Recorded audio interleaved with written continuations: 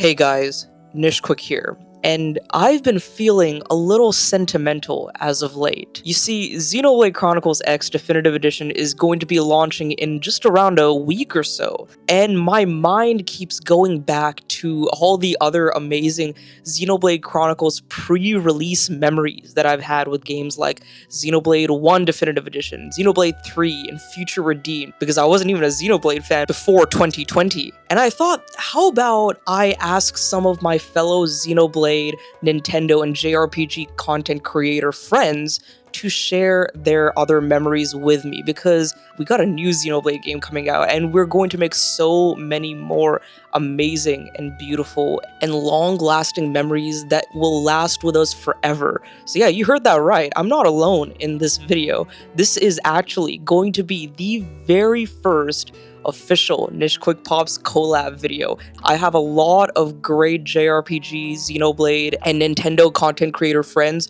who I'm very happy got to take part in this, so check them all out in the description down below. Check out their videos. They all make amazing and fantastic content. And just a few more things before we get started. I gave my friends a prompt to get a little bit creative and share their favorite Xenoblade memories with me and with you guys.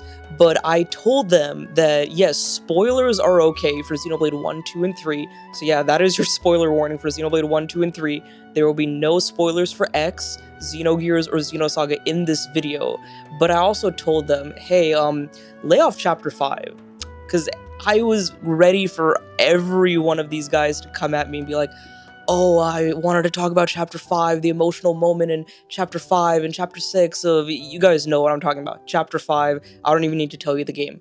I wanted my friends to get a little more creative and share some of their own personal memories that make these moments so impactful to them. And I'm very excited for you guys to hear what they have to say. And of course, don't forget to give this video a like and subscribe to the channel for more Xenoblade Chronicles, JRPG, and Nintendo content just like this. Just remind you guys, I'm trying to hit 3,000 subscribers as soon as possible. And of course, check out everyone else who is included in this video. Check out their channels, give them a subscribe, and like their videos as well. They've put in a lot of work into their recent content as well. Anyways, let's get started with a guest I am very happy and very excited to have on the Nishquik Pops channel, and he will be talking about a memory that I very faintly remember, but since I wasn't a Xenoblade fan, I did not have the experience that he did. So take it away, David. Hi there everybody, this is David from the channel Davidvinc, and I just kind of want to tell you a story and bring you back roughly 15 years ago during the PS3, Xbox 360, and Nintendo Wii era, whenever RPGs were not doing so well. They weren't selling, and RPG fans like me, we were pissed. We were begging and we were pleading for these games to come out, and that produced something called Operation Rainfall, which I was a part of. I was a pretty big part of it, and I was very, very, very vocal about it. We were looking for 3 games coming out. We were looking for Xenoblade Chronicles, The Last Story, and Pandora's Tower. And we wanted them badly, mostly because Xenoblade was critically acclaimed, and Last Story was Sakaguchi's supposed last story, and Pandora's Tower was just kind of like odd, and it had pretty good reviews over in Japan. So we wanted them, but Nintendo of America was refusing to localize these RPGs. They were pissing me off. And even though Nintendo of Europe did show interest, Nintendo of America said, no ma'am, we aren't doing it. So eventually Nintendo of Europe kind of took over and was like, okay, well then we will localize Xenoblade Chronicles, and Nintendo of America still said, after Nintendo of Europe localized it and released it in English, Nintendo of America still said, nope, y'all aren't getting it. So you know what I did? I went and I imported Xenoblade Chronicles from Europe, and I modded my Wii. There were articles on Kokotu and other websites on how to mod the Wii because people were freaking upset. Then we began a letter writing campaign and emails. I wrote physical letters and mailed them off to the Nintendo of America headquarters. I wrote emails. We did both so that they would not ignore us. We even went ahead and we put in pre-orders on Amazon. There was a placeholder on Amazon, and we put pre-orders in on this placeholder on Amazon, and it hit #1 in video games, even beating out Ocarina of Time 3D, even beating out Call of Duty. It hit #1 on the Amazon pre-order list. It was the first true RPG successful localization campaign, because remember, all the other campaigns like those for Dragon Quest and Mother failed.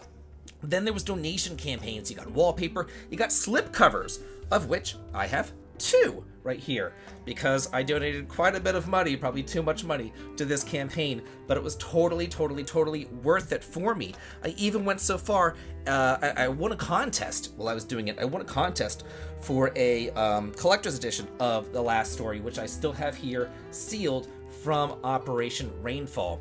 Once we went ahead and we got Xenoblade Chronicles and these other games localized, we moved on to some other games that weren't being localized, you know, like Tales of Grace's F over on the PS3, and then ever since then we've gotten every single Tales game since too, because before that, Tales games weren't being localized either on the PS2. So this campaign was hugely successful and a huge part of RPG history, and I just think that if we're going to be discussing Xenoblade Chronicles, we need to discuss this campaign, and we need to discuss its history because it's very important.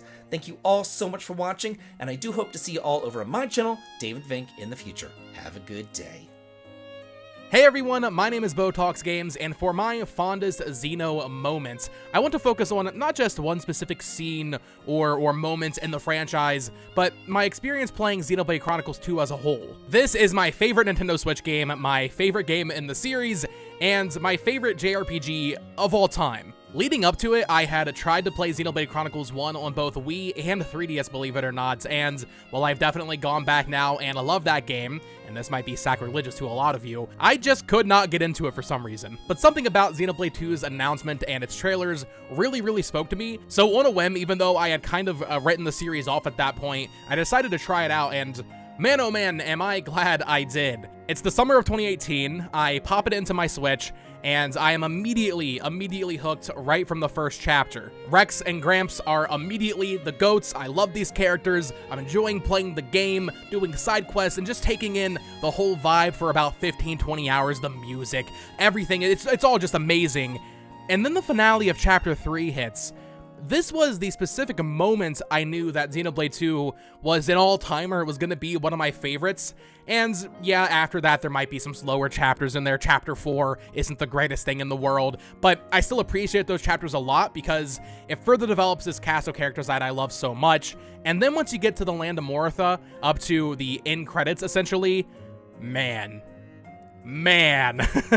It's been 7 years since then, so just saying all of this out loud definitely has me itching to return to Xenoblade 2, The World of All Rest. I had played and loved quite a few JRPGs before this, but Xenoblade 2 is absolutely the game that cemented it as my favorite genre. Plus, after I played it, I convinced my best friend to give it a go, so being able to share that entire experience with him and just geeking out about the story and all that, it was just such a special experience for me. Xenoblade 2, I don't have a specific moment. There are plenty of moments to pick at and talk about.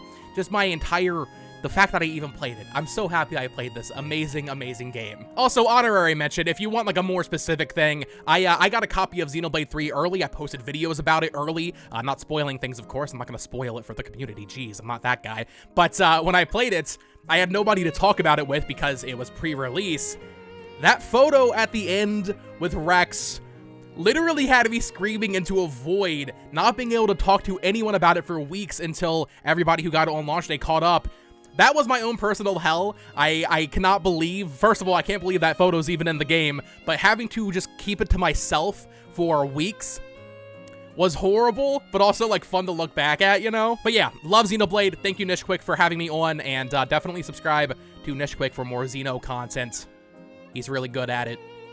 And I guess you can check out my channel. Bye-bye. Hello, John aka Chicken Fillets here, and thank you to Nishquik Pox for having me on to discuss my Xenoblade Chronicles memories. Now, my favourite Xenoblade Chronicles and my first taste of Xenoblade Chronicles in general was Xenoblade Chronicles 2, and this game is in my top 5 JRPGs of all time. So yeah, I've definitely made some memories with this title. Now, the memory that I have with this, I've got 2 I want to share with you. I'll go quickly because I know I've got a short bit of time, but I'll do a 2-for-1 for this one. So let's talk about the actual game itself, because if it weren't for this title, I wouldn't have got a Nintendo Switch. I may have got a Nintendo Switch, but this was the JRPG which made me want to get a Nintendo Switch, because those trailers looked amazing. The anime design, the cel-shaded graphics looked fantastic. Just everything looked amazing. And oh boy was it amazing, because as I said, it's in my top 5 JRPGs of all time. But you want to know the memory that I have with it, something which stands out. Now, one thing I like to bring up on my channel quite a lot is a specific memory I have with my JRPG journey. And this is the moment, for example, Final Fantasy VII, where you first leave Midgar and you see the world map. And that, for example, is just amazing because there was this whole brand new world. Now that has always stuck with me. But there's a moment in this game which has a similar effect to that scenario. And this is where you get to the first Titan of Gormott. Now that, being on the back of Titans, was just something I never experienced before. As I mentioned, first Xenoblade Chronicles game. And the fact that there is life on the back of these Titans which are roaming the cloud skies, and they've got cities and little towns on the back, they've got creatures, they've got humans, blades, all these little forms of life is on the back of these creatures. And the music which kicks in when you first go onto that landscape, you see that landscape and it's colourful, it's vibrant. That moment is stellar, because you come out this little forest and then you just zooms back and you just see that and you think, I'm away on a massive scale adventure here, which it is. And there's so many different Titans, but that moment, that singular moment, just made me know this is going to be a JRPG which sticks with me for the rest of my life. Top 5 material. So anyway, that is my 2-for-1 memories with this game. So I have been John, aka Chicken Phillips. Make sure to pop over to my channel and say, oh, and thank you to Nishquik Pops for having me on once again. Until next time, tatty bye. What's up guys, Aero here, and my fondest memory with the Xenoblade series has to be my experience with the first Xenoblade game.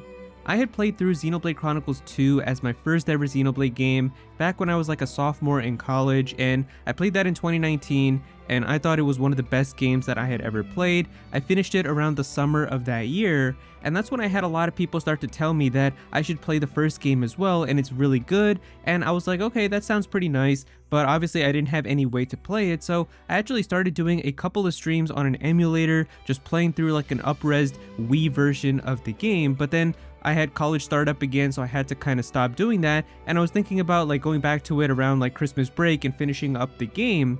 But that's when we had this special September Nintendo Direct that happened in 2019, and it's still one of my favorite Directs of all time. It was the first ever Nintendo Direct that I just felt like I wanted to stream, and so I actually didn't even go to class that day. I had like an evening class that I ended up skipping, and at the very end, it just felt like Nintendo specifically heard me and revealed Xenoblade Chronicles Definitive Edition. And so Xenoblade 1 got to be reborn on the Nintendo Switch with upgraded visuals, remastered music, quality of life changes, and it was just amazing. And this game had honestly kind of come out at the very perfect time, because when it was about to release, that was when we were in the peak of COVID and everybody was quarantining, and actually as a result of that, I couldn't even go to my classes in person on campus anymore. Everything was done online. I couldn't hang out with my real life friends. It was just a really kind of sad time because you couldn't really do anything, and that was when this game had entered my life, and it just felt like it came out at the very perfect time, because this was the first game that I ended up streaming the entirety over on YouTube. I just knew how much I loved Xenoblade 2, and everybody told me to make sure I stream all my reactions to Xenoblade 1, so I made sure to do that. And this game just ended up like really kind of surprising me with how amazing it was. I fell in love with all the characters. I loved the entire beautiful world and exploring all of it. The story kept me on the edge of my seat. It is still my favorite video game story of all time, and it was just an amazing time, and just kind of experiencing that with everybody in the chat and streaming it, it felt like I was still able to have a bunch of friends and kind of have some time with them, even though I wasn't able to do anything because of everything going on in the world. So it's just a very special game that I really hold dear to my heart, and it ended up becoming my favorite video game of all time. Hey everyone, it's Dallah from Dallah Games, and I'd like to thank Nishquik for having me on to do this collaboration to dive into my favorite Xeno series memory. Now, I want to take us all back to 2002. I was in high school, and the PS2 was maybe 2 years old, and I'm just hearing news that Xenogears creator Tetsuya Takahashi has opened a studio called Monolith Soft and has partnered with Namco to bring us Xenosaga, a spiritual successor that is now going to be 6 episodes long. Now, despite the disappointing future we got where those 6 episodes turned into 3, this was the most hyped I've ever been. I've always wanted to see Xenogears fleshed out and given to us like it was supposed to. Now, before I start talking about Xenosaga, I really want to highlight some of the pre-order bonuses I got when I did the pre-order back in 2002, I think. And one of them was a really cool art print for Xion and the AGWS, which they go by AGS. And this one, it's been seen better days, so it's been through many years of moves and up on walls and things like that. So, but I still love it. Still kind of show it off in the game area, in the game space, as well as a Xenosaga art book that came with this. And it's a really cool art book that has a lot of the character designs and the monster designs and everything in here. I still cherish these, and they're just the highlight of like my collection because it has such a deep memory to when I went out and pre-ordered these games, and it's just my favorite thing in the world. But without further ado, let's get into the game.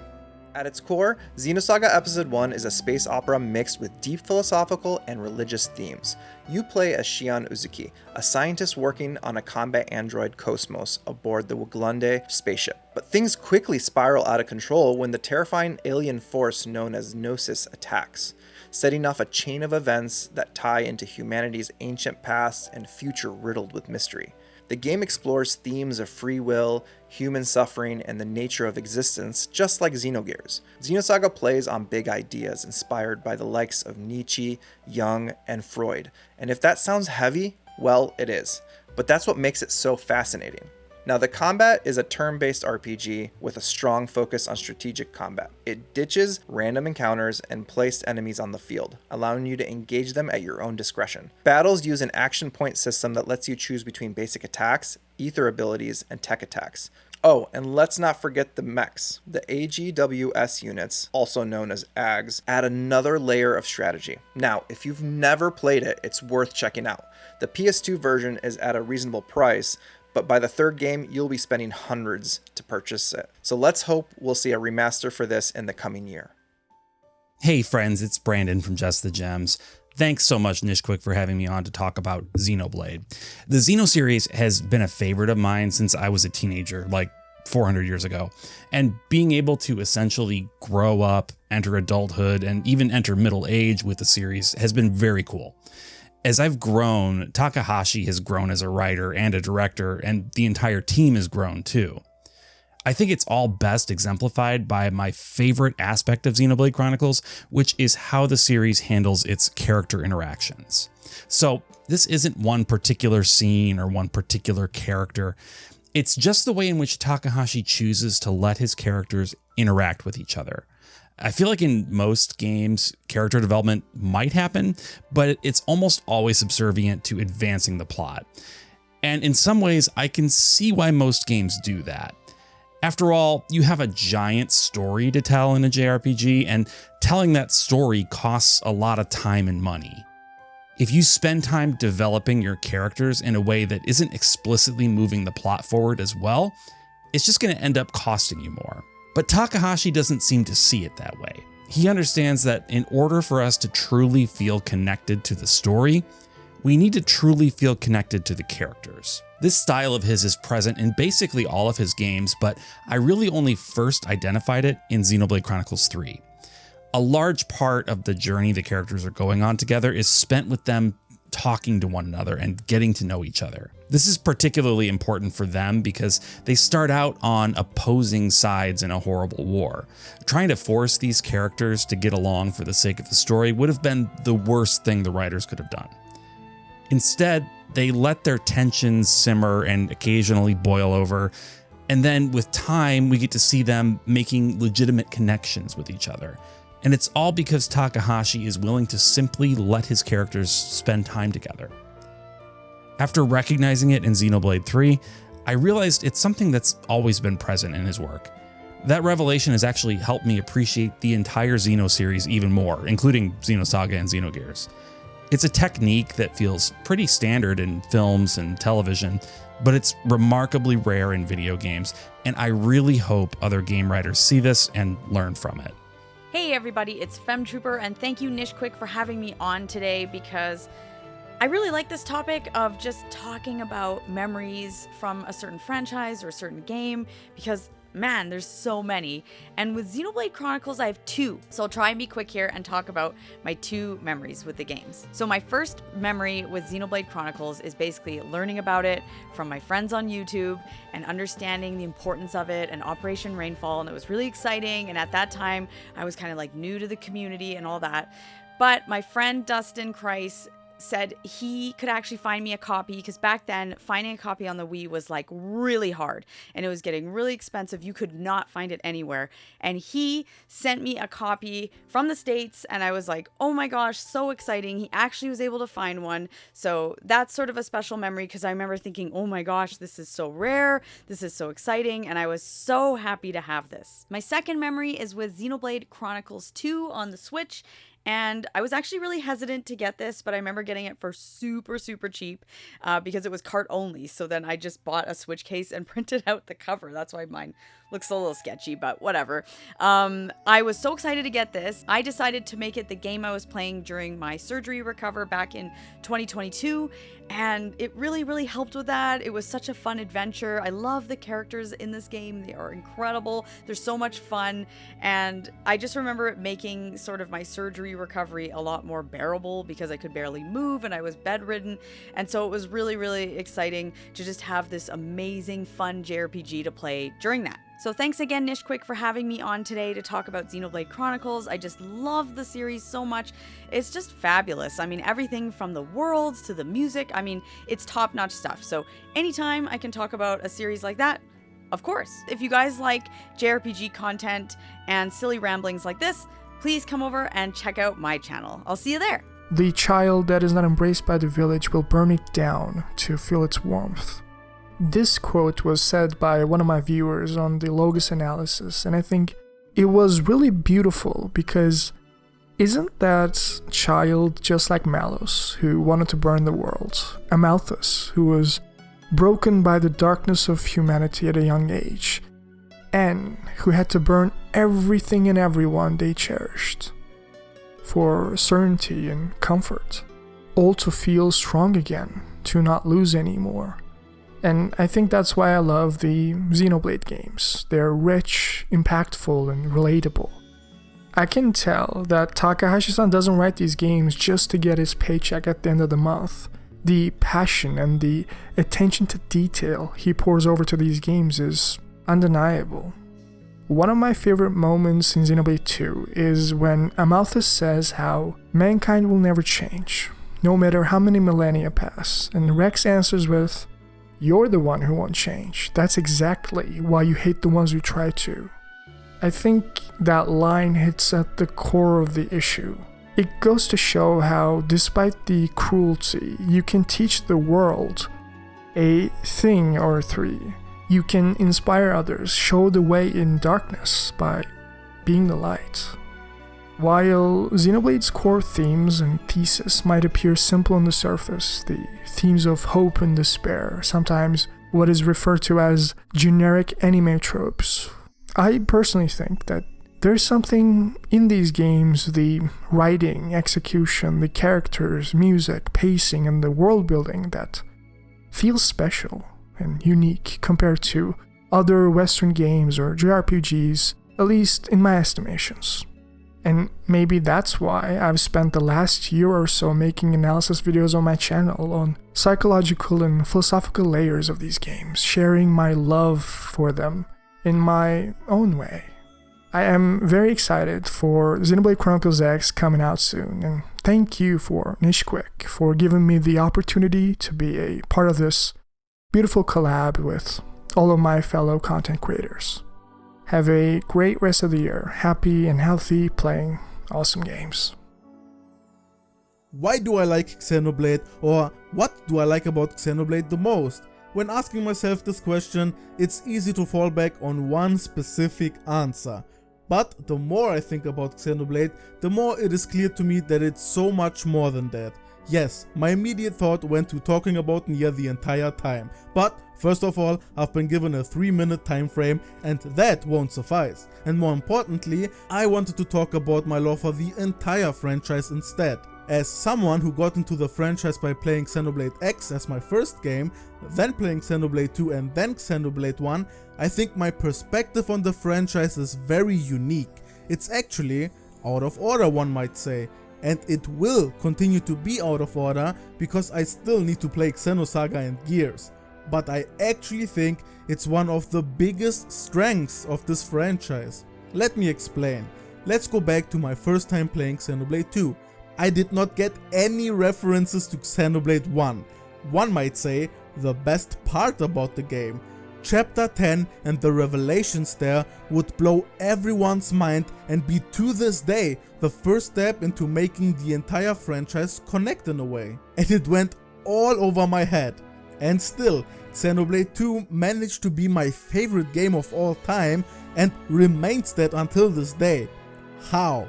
Because it's a self-contained story. It stood completely on its own, but after chatting online, I realized there was even more to this game that I didn't grasp. I immediately jumped straight onto Xenoblade 1 on my Wii U Virtual Console, and what I got is not only another completely goated, self-contained game, it expanded on the world that I loved so much in Xenoblade 2 in its own way. Revisiting Xenoblade 2 after that just gave me even more appreciation for the game I already loved.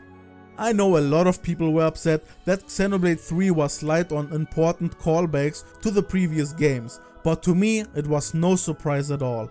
Takahashi and team are doing this on purpose. That does not mean I don't want direct sequels, it just means you can have all these different continuations while still having a bigger picture behind it all.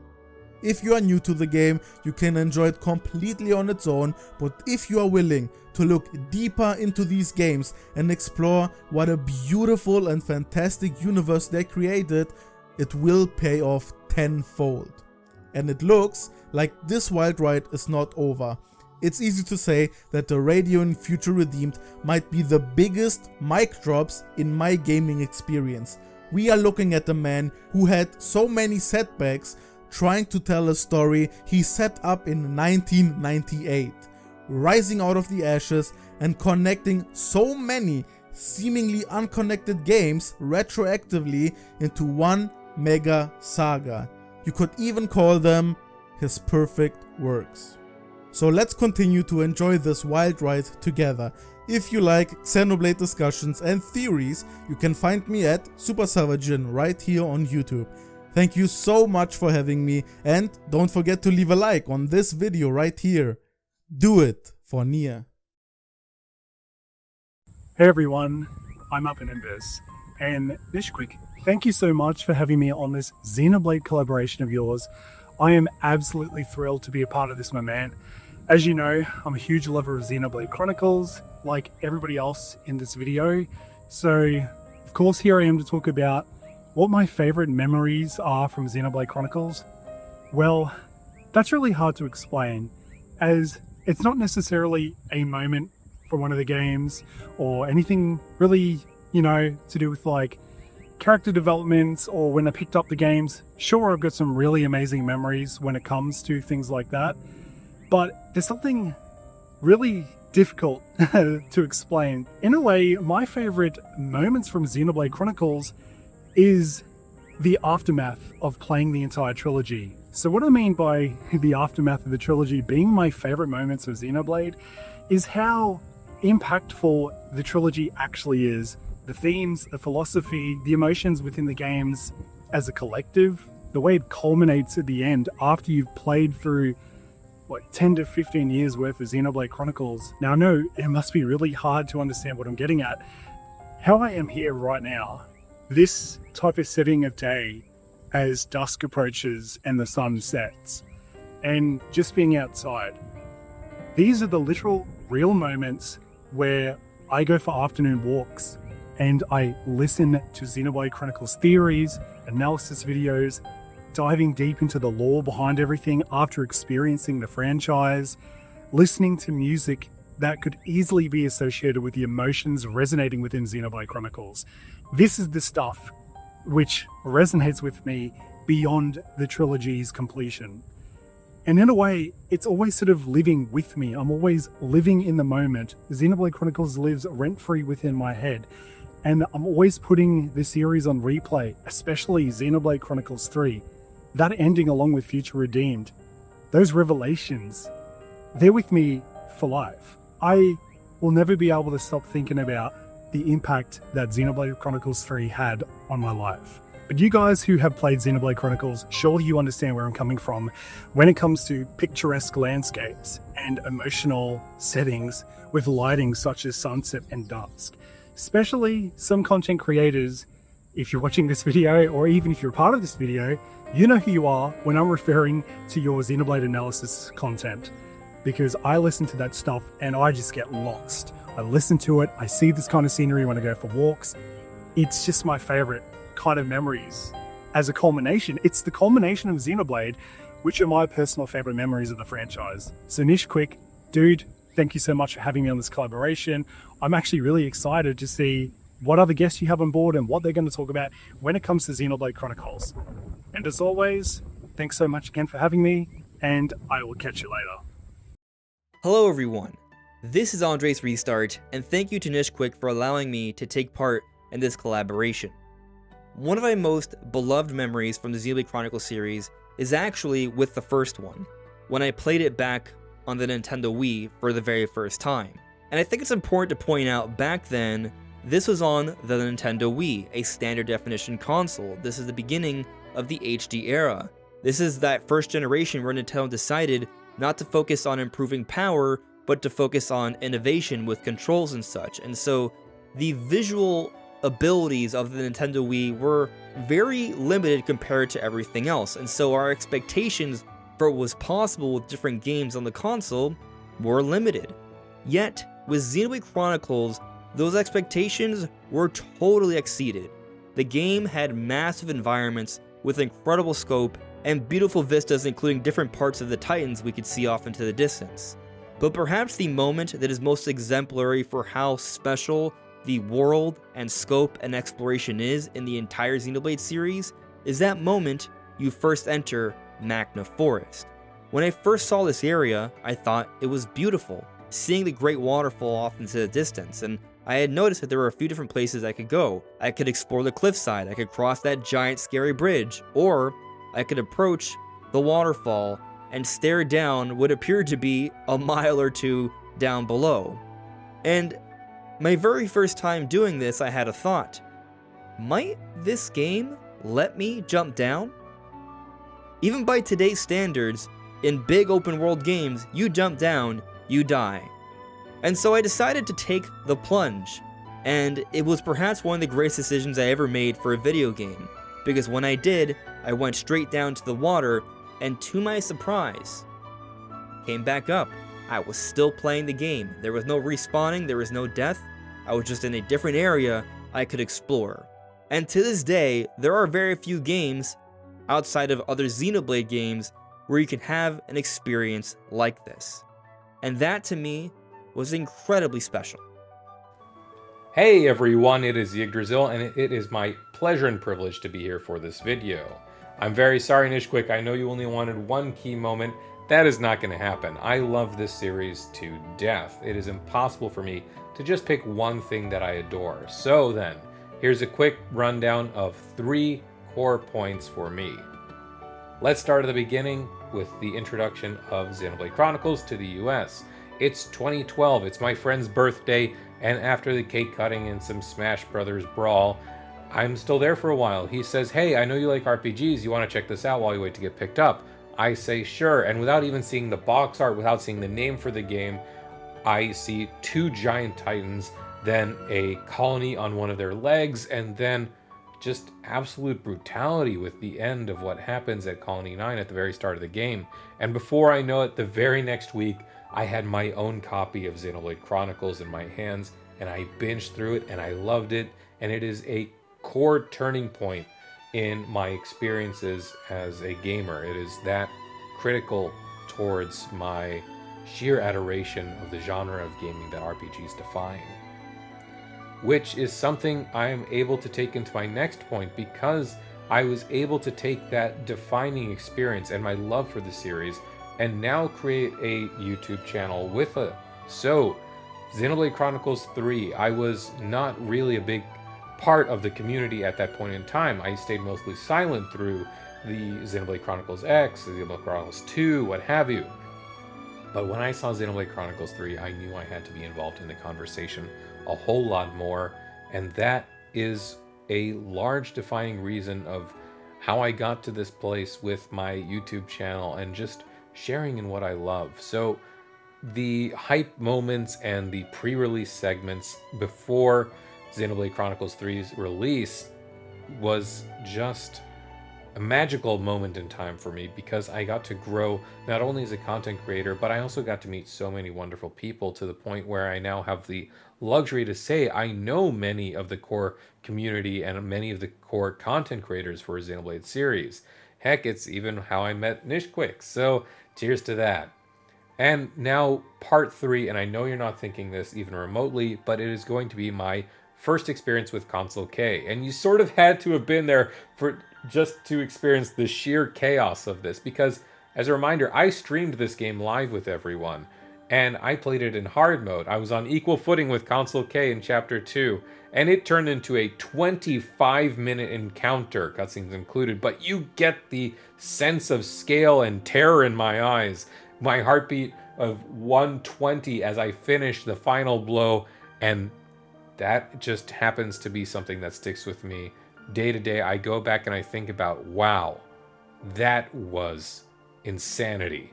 So those are my 3 key points. I know I'm a few seconds over the 3-minute marks. I'm very sorry, Nishquik, haha, but thank you very much for having me here. I greatly appreciate it.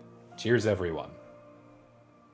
Hey, it's Emily from Orbalology, and I wanted to share some memories of my first exposure to the Xenoblade Chronicles franchise, which happens to have snuck its way into being one of my favorite franchises of all time.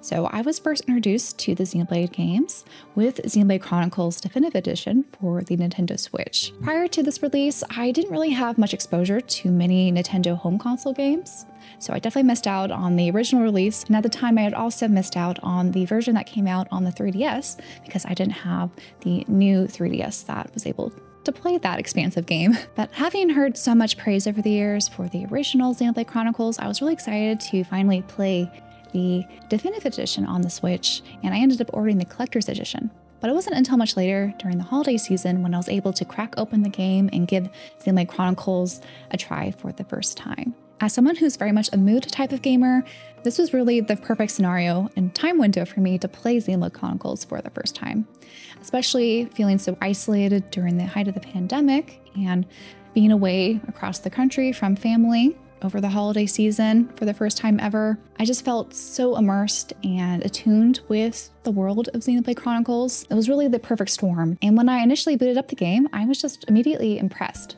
by how good it looked. And even though there was definitely some upscaling and changes to some of the graphical character art to make it look a little bit more anime, so to speak, it was just really impressive that this game used to be on the Wii system and just how well it works on the Nintendo Switch. And I immediately just loved exploring around Colony 9 and the surrounding areas and just kind of taking in the world. Because I think one of the things that Xenoblade does really well is providing a very explorative environment that you could definitely just get sucked into. And while I did really enjoy exploring and learning the combat system, which arguably did take me a little bit to kind of get a hold of, it wasn't until the big story beat of what happens in Colony 9 when disaster strikes. Because at that particular moment, the game just revealed that it wasn't afraid to hold back and seemingly kill off a major character.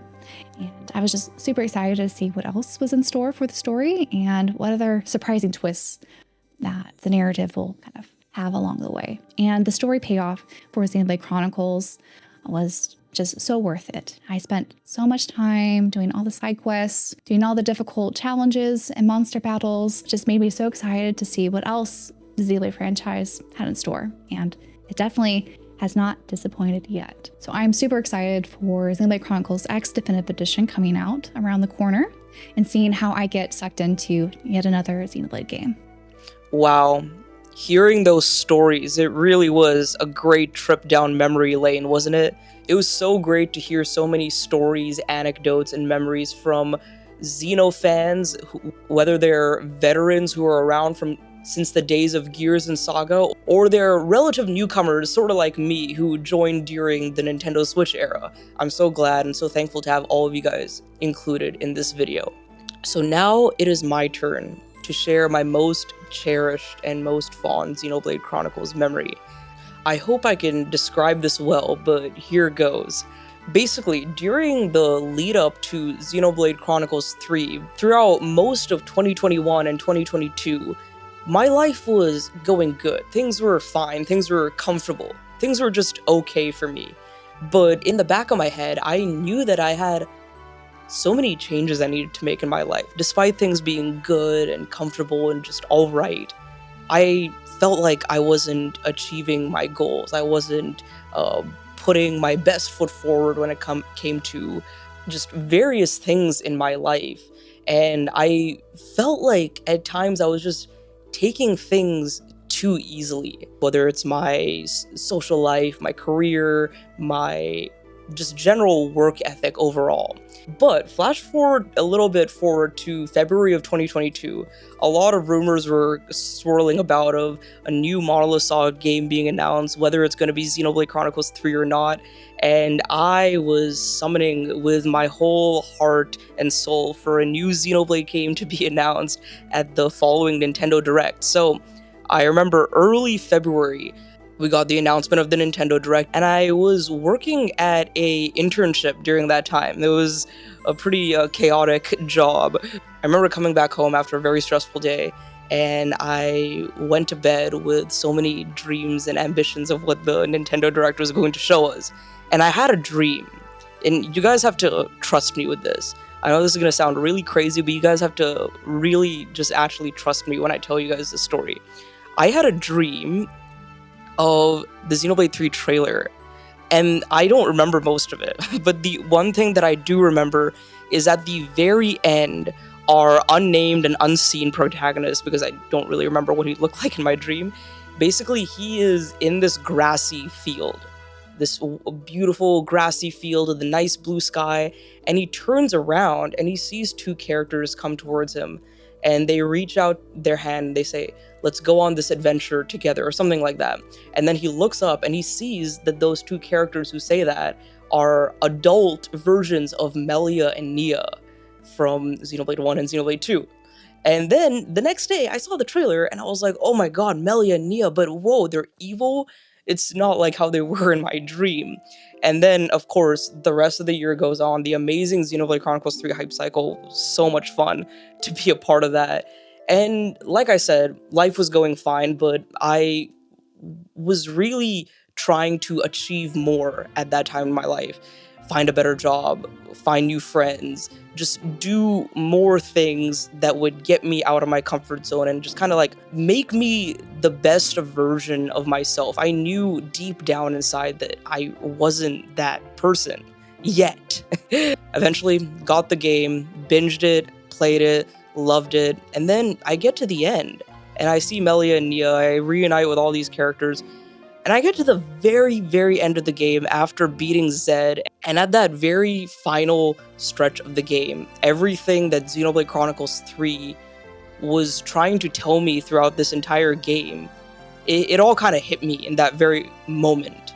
And a lot of what the characters were saying in those final few cutscenes and the final few moments of the game really spoke to me and spoke to a lot of the feelings that I was experiencing at that point in my life.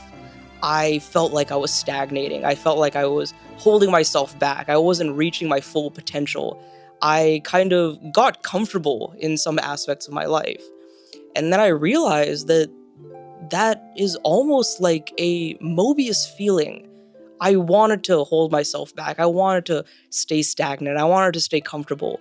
But in the back of my head, my Ouroboros intention was telling me to push forward, make a change, try something new, get out of your comfort zone, work a little bit harder. And it all came to a head in that final moment in the grassy field after Noah, Mio, and everyone beats Zed. And Melia and Nia are there with you. And the party turns around and they look at Melia and Nia, and in that moment, I was just kind of flabbergasted. I said to myself, as I was playing the game right in this very room, I was like, this is almost like the exact same vision that I saw in my dream so many months back, before the game was even revealed to us. And basically the message that I remember from the very end of the game and what Melia and Nia are trying to say is that Mobius is within all of us. Mobius can remain within all of us, and that is a very human thing about just life in general. But the choice that we make to move past that and to take the Ouroboros mindset is what will define us in the future. And the fact that I saw in that moment that those characters were kind of conveying that message, I told myself that this was a message that was kind of being imparted to me before the game even came out. And that was just kind of like it's something I'll never forget about Xenoblade.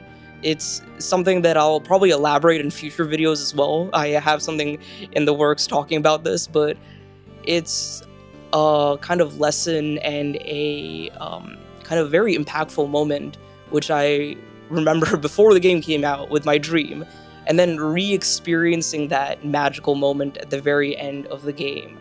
It's crazy how things just kind of came full circle. I do want to proudly say that looking back at myself 3 years back in 2022, after sort of integrating the Ouroboros mindset a bit more, that sounds so crazy to say, talking about a video game like that, but I feel like I am now a much better person, thanks to a lot of what this game has taught me. This is the power of video games, guys. This is why video games are so good. This is why JRPGs are so great. This is why Xenoblade is amazing. So yeah, thank you all for watching this video till the very end, and a very big special thank you to all my friends who joined in on this collaboration video with me. And I'm so glad that this collab has included so many different channels of all different sizes and so many channels that cover different content, but everything that kind of binds us together and brings us together is this amazing, beautiful Xenoblade Chronicles franchise. So thank you all so much for watching and cherishing these amazing moments together with all of us. And like I said in the beginning of this video, I'm very excited to build more memories with you guys in the comment section and with all my other fellow Xenoblade Chronicles friends. I'm excited to build more memories with you guys with Xenoblade Chronicles X Definitive Edition and more Xenoblade games coming in the future, because we are not done with this series. So thank you guys so much for watching. This is Nishquik and all my fellow friends in this collab signing off. Have a great day and go play some great games today, like a Xenoblade game. Actually, if you're watching this after X has launched, play Xenoblade Chronicles X and make some good memories of that. I'll see you guys in the next one later. Hey guys, this is Nishquik. Thank you so much for watching that video. And if you enjoyed it, check out these two videos on the left and maybe subscribe if you haven't on your way out. And big shout out to all my channel members whose names you can see on the screen right now. I'll see you guys in the next video. Later.